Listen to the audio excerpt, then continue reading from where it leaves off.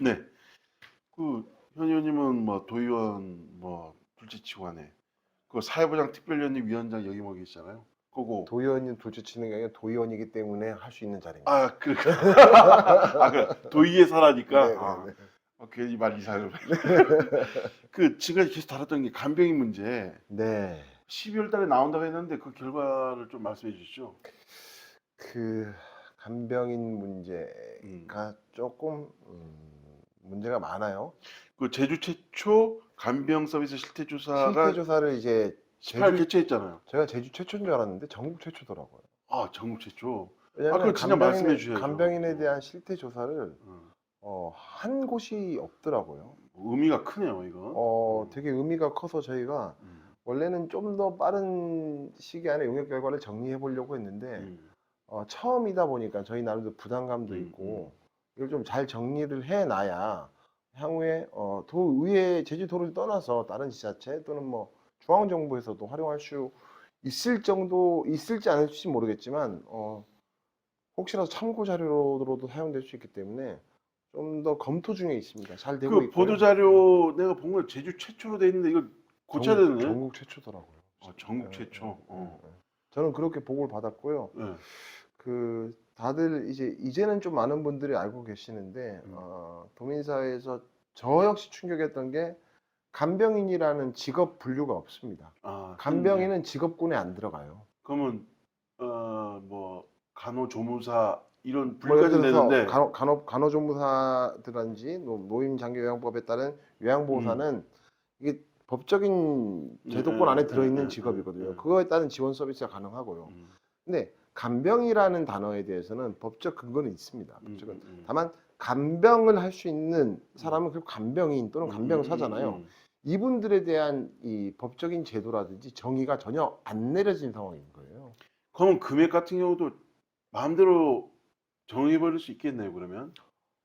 아니 직업이 없으니까. 그러니까 저희가 이번에 좀 놀랬던 게 서울시에서 이제 간병인 표준계약서를 하고 있다고 해서 갔는데 아니 간병인 표준계약서라고 하면 최소한 그거에 대한 법적 근거를 갖고 해야 될 거 아니에요. 표준이라면 그렇죠. 근데 간병인이라는 게 서울시에도 없는 거예요. 그럼 그 표준계약서 본인들도 좀 놀랬던 거예요. 제가 물어봤거든요.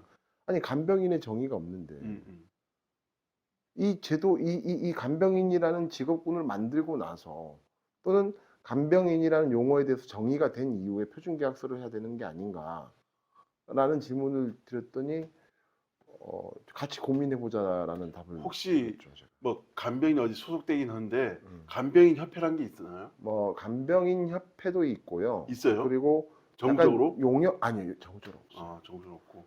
정부적으로 없고 그러니까 일반 단체 형식으로 해서 있기는 하고 그리고 뭐 봉사단체 형태 어떻게 보면 약간 중간자 역할을 좀 하는 것 같아요. 우리가 예를 들어서 내가 병원에 입원했는데 또는 내 부모가 병원에 입원을 했는데 간병 서비스를 받고 싶은데 간병인을 구할 수 병원에서 제공을 해주진 않잖아요. 네. 우리가 이게 초이스를 해야 되니까. 직업군이 없으니까 직업이 없으니까 그래서 그런 단체를 통해서 이제 받긴 하는데 간병 서비스를 제공하는 사람들 그리고 간병 서비스를 제공받는 사람들의 여러 가지 계속 문제들이 있거든요.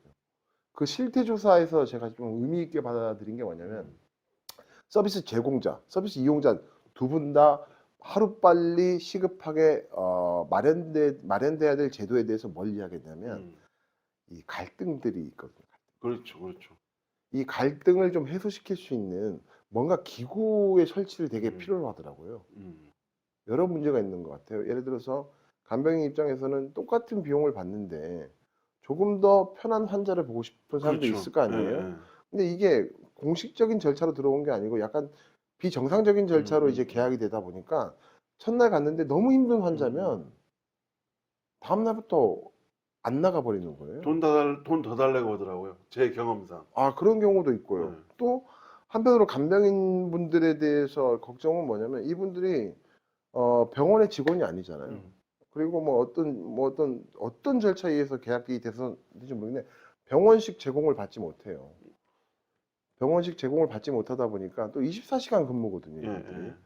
그러면 계단에 쪼그려 앉아서 밥을 탕비실에서 먹는 먹다든지. 탕비실에서 먹는다든지 되게 환경적으로 어. 되게 열악하거든요. 네. 저는 이제 간병인에 대한 문제가 사회의 문제, 그리고 더불어민주당 총선 1호 공약도 어쨌든 간병인 국가 책임제와 비슷한 형태의 주문을 내놓고 있어서 음. 이제는 우리가 치매 국가 책임제가 다뤄졌었잖아요.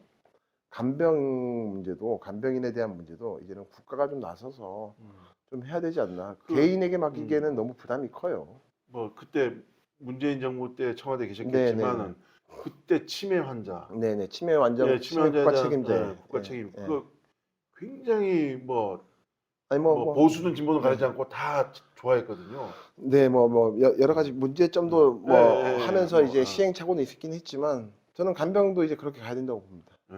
간병인 국가 책임제 24년에는 반드시 빠르면 24년 안에는 좀 됐으면 좋겠어요. 최소한 이 사업을 하기 위해서는 간병인에 대한 정의는 만들어져야 된다.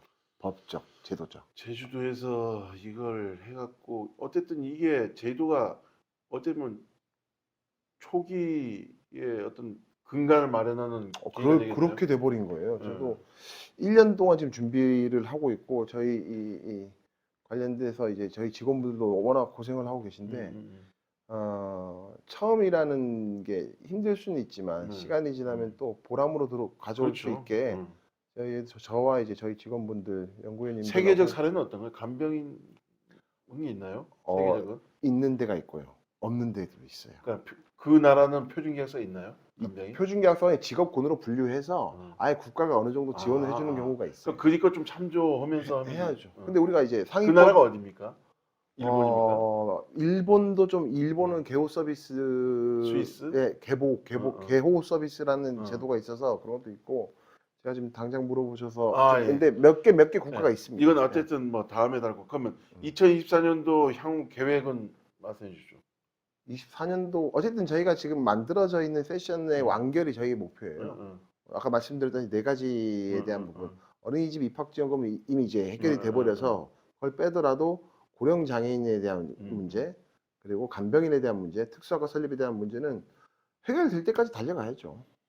그걸 가급적 빨리 해결하면 해결할수록 이 서비스를 혜택받는 사람들에게 도움이 된다는 생각으로 멈추지 말아야죠. 그러니까 24년도에 네, 간병 서비스 실태 조사 최종 보고회를 거쳤고 네. 향후 이제 스텝 바이 스텝으로 조례를 조례 개정이 아니고 조례 자체가 없습니다. 맞아. 조례를 만들어야 해요. 조례를 제정하려고 하는데 이게 또 상위법이 없어서 좀 고민이긴 합니다. 상위법 없이 조례 개정이 힘드나요? 되는 경우도 가끔은 있어요. 예를 들어 선언적 의미를 통해서 지자체에서 이런 조례를 통해서 법이 만들어지는 경우가 있기는 하거든요. 근데 꼭 제가 아니어도 돼요. 제가 아니어도 되고 처음에 이 필요성에 대해서 저는 어쨌든 국회에 계신 분들도 제가 설득해야 될 대상이에요. 찾아가서 이런 법안을 만들어 주시라. 워낙 발 넓으시니까 저는 좀 해보고 총선 싶어요. 4월 총선 지난 다음에 그 결과물이 꼭 제 게 아니어도 이거는 어쨌든 반드시 해나가야 되는 거여서. 아니 간병비가 왜냐하면 향후 지금 인구 절벽으로 인해 갖고 이제 예전에는 그 삼각형 모양 이렇게 되는데 지금은 역삼각형 모양 되다 모양으로 보니까 가고 있죠. 그래서 뭐 간병비에 대한 부담이 느게 되면 나중에는 계층 간에 막 갈등이 생길 것 같아요. 그거에 따른 많은 문제들이 생겨나겠죠. 지금 뭐 15만 원, 20만 원인데 하루 그러면 한 달 만에 얼마입니까? 500만 원 가까이 가고 있어요. 5, 600만 원. 어마어마한 금액들 아닙니까? 어마어마한 금액들이에요. 어마어마한 금액. 국가에서 뭔가 나서주지 않으면 국가에서 책임지면 가장 좋고요. 일부 지원이라도 해서 간병비 때문에 발생되는 많은 문제들, 특히 뭐 간병 살인이라든지, 근데 또 간병을 한다는 건 제가 제 삶을 포기해야 되는 거거든요. 그렇죠. 어떻게 보면 이건 사회 전반적인 가족 간의 갈등이 생길 수도 있고 사회 구조 안에서도 좋지 않은 모습이거든요. 생산 인력들은 이제 현장에서 생산적인 이제 활동을 하시고 이 간병을 받으실 분들은 국가가 책임져 주는 게 저는 나아가는 그러니까 모습이라고. 이 간병인에 대한 그 개념이 지금 제 생각이 뭐냐면 지금 어쨌든 지금 제주도에서는 제주대학교병원에서 오병동 같은 경우는 점차적으로 간병인 없이 간호사들을 케어하는 쪽으로 지금 간호간병 통합 간호간병, 서비스. 이게 앞으로 발전될 방향으로 보십니까? 저는 그게 예. 저 의료 인프라 인력이 충분한 수도권에서는 가능할지 모르겠는데 지방 도시에서는 저는 좀 안 되는 것 같아요. 제주도도 지금 문 닫은 데가 많잖아요. 그렇죠. 서귀포의료원도 뭐 향후에 다시 열 예정이라고 하지만 일부 이제 폐쇄를 하고 있고 간호간병 통합 서비스가 출발은 좋았는데 그 과정에서 많은 문제들이 생겼으니까 그걸 보완은 그 보완대로 가되 간병에 대해서는 이제 별도로 이제는 간병인이란 직업을 만들 시점이라고 생각해요. 근데 내가 궁금한 거는 우리 의원님이 생각은 그쪽으로 가야 되는지 아니면 아니요. 이것 플러스 알파로 간병인을 플러스 가진- 알파입니다. 플러스 알파로. 플러스 알파입니다. 그러니까 의료 인프라가 풍족하면 좋은 질 좋은 서비스는 1대1 간병이에요, 사실은. 그렇죠. 1대1 간병이잖아요. 근데 이건 힘이 들잖아요. 힘이 들어서 그렇지. 알겠습니다. 앞으로 뭐 계속적으로 이 간병인 관련된 얘기는 뭐 계속 관심을 어. 가져주셔야 됩니다. 예, 예. 예. 예, 알겠습니다. 네.